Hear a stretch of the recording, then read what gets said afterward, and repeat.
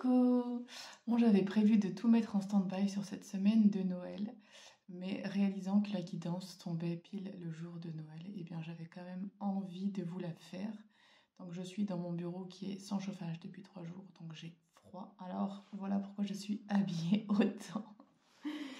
Euh, donc aujourd'hui, je vais vous délivrer une prière que j'ai récitée ce matin, qui m'est venue pour ce jour particulier, mais qu'on peut vraiment dire tous les jours. Et la guidance qui vient aujourd'hui, en fait, j'avais vraiment envie de voir quelle guidance allait venir à nous pour ce jour particulier. Ça m'intriguait beaucoup, c'est pour ça que je suis revenue dans mon bureau tout froid. Hop. Alors, la première chose qui me vient, c'est d'avoir une pensée pour tous ceux qui souffrent. C'est la première chose qui me vient. De ne pas se renfermer dans son confort. Et ce qui ne veut pas dire que ça doit amener la culpabilité, loin de là, juste une pensée pour montrer qu'on reste le cœur ouvert et qu'on n'est pas insensible en fait à ce qui peut se passer autour de nous. Montrer vraiment qu'on est encore ouvert, c'est vraiment ce qui vient de plus fort. Et simplement le fait d'avoir une pensée positive en fait pour eux, donc c'est-à-dire pas une pensée négative justement, pas une pensée de pitié ou pas, c'est pas ça qu'on demande, c'est vraiment juste une pensée d'affection, une pensée d'amour pour que la paix se répande. Si chacun d'entre nous avons une simple pensée positive où on imagine la paix revenir, ou une pensée qui va panser les cœurs en fait, eh bien ça va aider. Mais une pensée à se morfondre ou à se fermer de ce qui peut se passer, eh bien ça n'a pas grand intérêt. Donc si on peut tous avoir une pensée positive et d'ouverture vers ceux qui souffrent, eh bien ça apporte vraiment quelque chose en plus dans l'univers. La deuxième chose qui m'interpelle, c'est ce petit mot-là, don, offrande. Donner sans compter, même aux gens qui ne demandent rien. Montre ta bonté. Avoir du discernement et trouver un équilibre enrichit tes dons sans te démunir. Donc voilà, si on veut recevoir, eh bien il faut savoir donner. Et donc n'hésitez pas à donner, même si vous avez l'impression que la personne à qui vous donnez, elle ne va rien vous donner en retour. En réalité, n'attendez pas un échange, on va dire, comment je peux exprimer ça, d'âme à âme, de personne à personne. Il faut imaginer les choses en bien plus grand et vous pouvez donner quelque chose à quelqu'un qui n'a rien et qui, lui, ne vous donnera rien en retour. Par contre, vous recevrez par un autre biais de façon bien plus importante si vous le donnez avec le cœur et non pas avec l'ego ou avec la volonté de recevoir plus, quoi. De le donner vraiment sans rien attendre en retour. Et si vous faites ça, alors vous recevrez bien plus en retour. Ce que je reçois aussi, c'est de ne pas oublier la nature. De ne pas oublier qui vous êtes au fond et que vous êtes simplement un fruit de la nature tout autant qu'un arbre, qu'une petite fleur ou qu'une brindille ou qu'un caillou.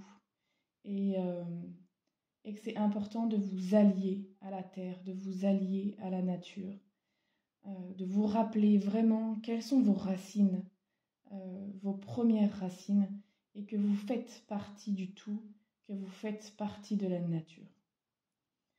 Voilà, pour que votre âme puisse vraiment communiquer avec vous, vous avez besoin de vous reconnecter à cette nature. Sinon, c'est uniquement votre ego qui parle. Et votre ego ne vous emmène pas vers votre épanouissement. Il vous enferme dans vos peurs.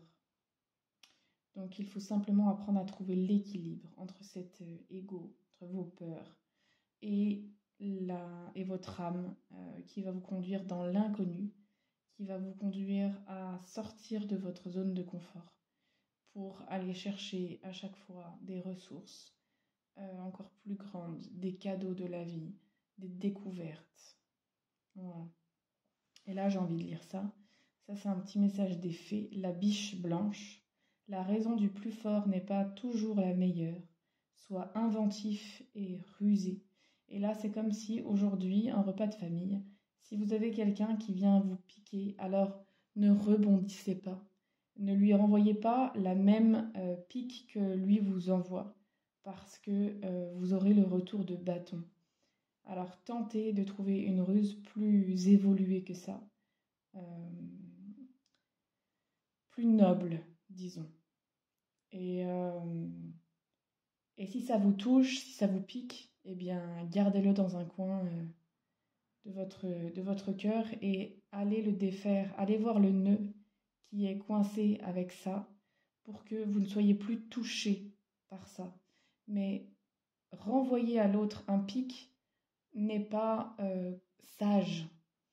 Euh, il est vraiment bon de se placer dans son cœur et pas dans son ego. Et donc quand on répond sur le même ton que ce que l'autre nous a fait, eh bien c'est comme si on valide ça en fait. Et donc, voilà, essayez de voir comment ça fait, comment vous pourriez faire si vous étiez placé dans votre cœur. Et alors là, c'est comme si on me disait, ça m'ouvre, comme si on ouvrait les portes. La carte, elle s'appelle Volonté de bien pour tous. Et donc, ça vient vraiment comme appuyer ce que je viens de dire.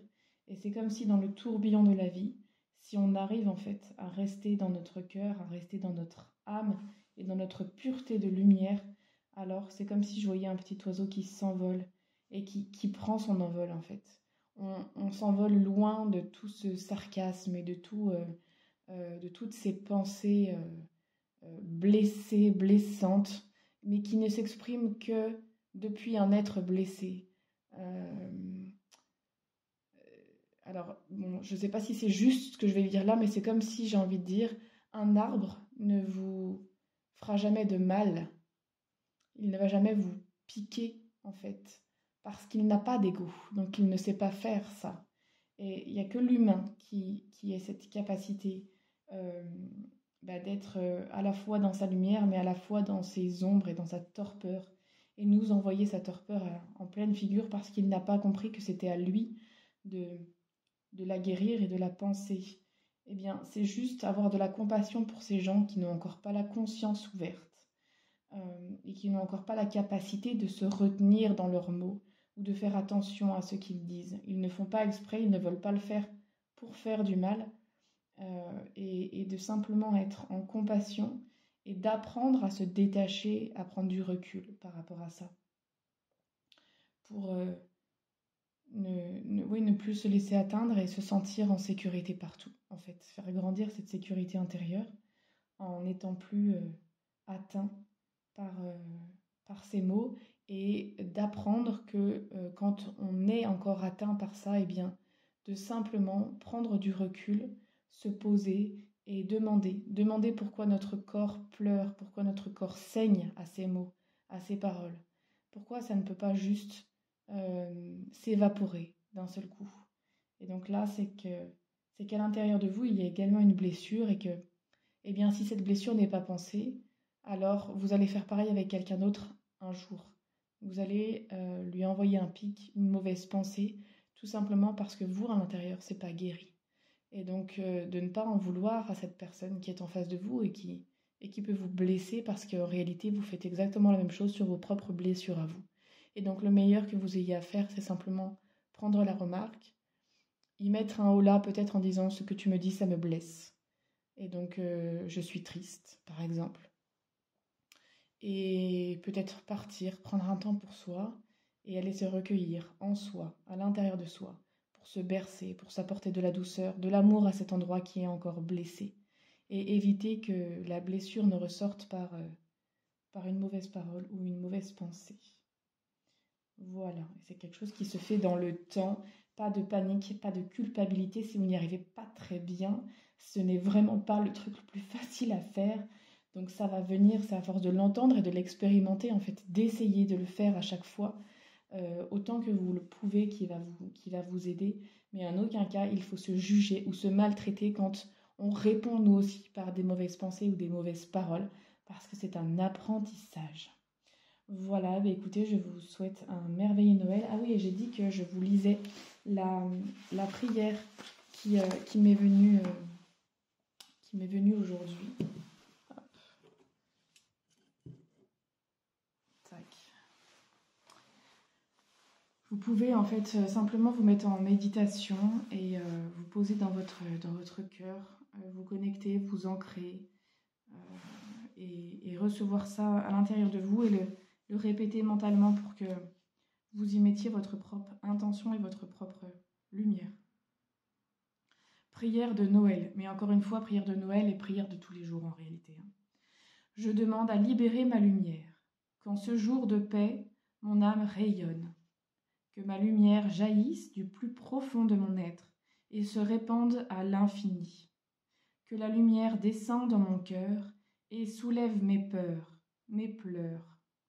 Que mes tracas restent en moi et se soignent, mais qu'en aucun cas ils n'atteignent mes pères.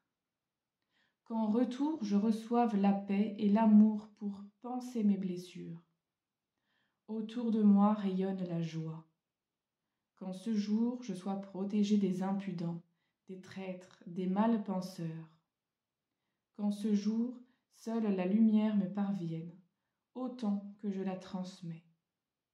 Joie en vos cœurs, paix en votre âme, aimez-vous. Voilà. Et bien, sur ce, je vous souhaite un très très beau Noël, de belles fêtes de fin d'année. Et moi, je vous dis à l'année prochaine. Ciao. Lundi prochain, il n'y aura pas de guidance pour le coup. Je ne pourrai pas la faire. Donc, on se retrouve dans 15 jours pour la prochaine guidance. Ciao.